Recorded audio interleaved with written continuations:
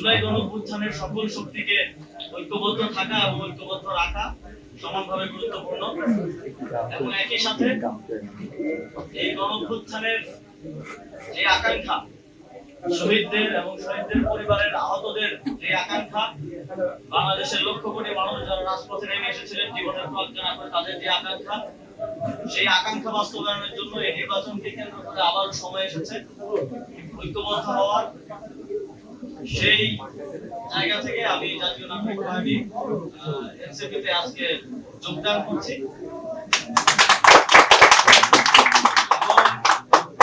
আমি আসন্ন ত্রয়োদশ জাতীয় সংসদ নির্বাচনে অংশগ্রহণ করছি না।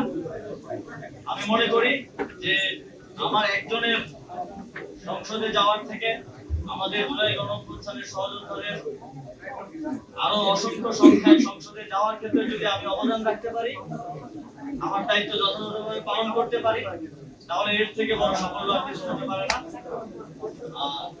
এবং এই নির্বাচনে যেহেতু আজকে যে নমিনেশন জমা দেওয়ার শেষ দিন ছিল, সবাই নমিনেশন জমা দিয়েছেন। আমরা প্রত্যাশা করি খুবই সুষ্ঠু এবং নিরপেক্ষতার সাথে, কোনো ধরনের হানাহানি ছাড়া আমরা এই গণতান্ত্রিক উত্তরণকে সফলতার সাথে বাংলাদেশ অতিক্রম করতে পারবে।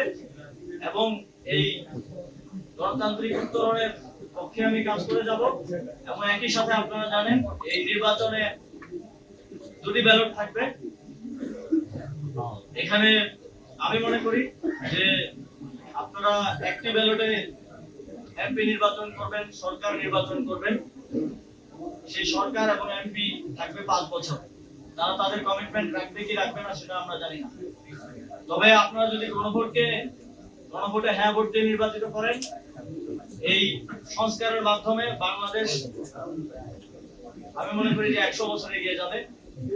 এবং একই সাথে আমি আমার যে দায়িত্ব পেয়েছি দলের পক্ষ থেকে, একই সাথে আমার সহযোদ্ধাদেরকে নির্বাচিত করার জন্য আমি সর্বোচ্চ চেষ্টা করব।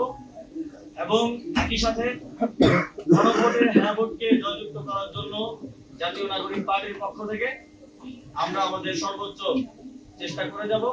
আপনাদের সকলকে জাতীয় নাগরিক পার্টির এবং সহযোগী অঙ্গ সংগঠনের যারা আছেন সকলকে ধন্যবাদ জানিয়ে, এবং সাংবাদিক বন্ধুগণ যারা অত্যন্ত শর্ট নোটিসে এসেছেন সকলকে ধন্যবাদ জানিয়ে শেষ করছি।